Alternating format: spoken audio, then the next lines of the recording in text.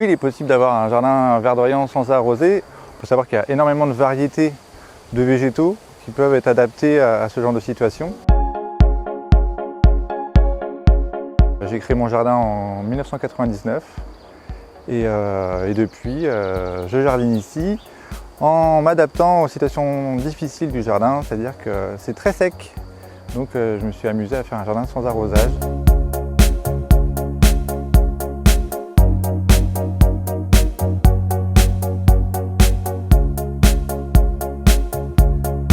Donc là on est dans la partie la plus ancienne du jardin avec cette cabane qui a été réhabilitée où j'ai créé une toiture végétalisée dessus à base de petites plantes grasses. Donc toute part d'ici, au fur et à mesure des années, j'ai agrandi le jardin pour créer ces petits carrés et puis après d'autres parties au fur et à mesure.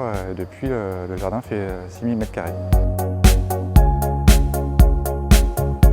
Ça va être surtout des plantes qui proviennent des climats méditerranéens de la planète. On va retrouver évidemment autour de la Méditerranée, mais aussi en Australie, en Afrique du Sud, en Californie. Dans le jardin, on va pouvoir trouver le sédum par exemple, qui est une super plante, qui est une crassulacée, qui a le feuillage coriace, qui n'est pas encore fleuri maintenant, mais qui va fleurir à l'automne. On va avoir aussi un petit arbuste qui s'appelle le balota, qui a le feuillage duveteux. Ça aussi, c'est une caractéristique des plantes résistantes à la sécheresse. On va aussi avoir beaucoup de plantes au feuillage gris. Il y a les hélichrysums aussi, on appelle ça aussi la plante curry. C'est une plante aromatique. Il faut savoir que les plantes qui ont des huiles essentielles dans leur sève sont très résistantes à la sécheresse. Dans les jardins sans arrosage, on va retrouver beaucoup de plantes à parfum. Dans la création d'un jardin, c'est vraiment le travail du sol. C'est-à-dire que j'utilise ici une grelinette pour aérer le sol. Je ne retourne jamais le sol, je ne bêche pas mon sol pour le sauvegarder au maximum. Ensuite, je fais un apport de matière organique sous forme de compost. Et ensuite, je vais pailler mon sol pour le protéger de l'hiver. Et ensuite, je vais planter. Ici, on peut avoir des grosses périodes de sécheresse, comme l'année dernière par exemple, où il n'a pas plu pendant pratiquement 3 mois. En plus, ici, on est en haut du coteau du Loir, donc le sol est très drainant. Il y a beaucoup de cailloux, donc dès qu'il pleut, l'eau s'infiltre très rapidement. Donc il y a très peu d'humidité au sol.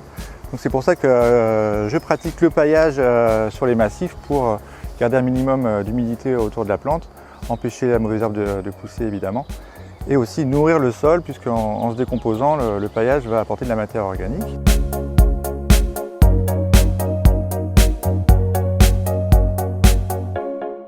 La pelouse grille à partir de fin juin, début juillet pour à nouveau reverdir en septembre. Après, il existe une alternative au gazon avec plein de petites plantes vivaces qui vont s'imbriquer entre elles, comme ici par exemple avec le thym et une variété d'aquilée tapissante qui en plus fleurit. Et le seul entretien, c'est un petit coup de tondeuse, un petit coup de débroussailleuse de temps en temps pour garder tout ça à la bonne hauteur. Ça va être un peu plus compliqué puisque on va avoir moins de rendement, mais il est possible quand même de faire pousser des tomates sans arrosage et ça fonctionne très bien, même si le rendement est moindre, on a quand même des tomates.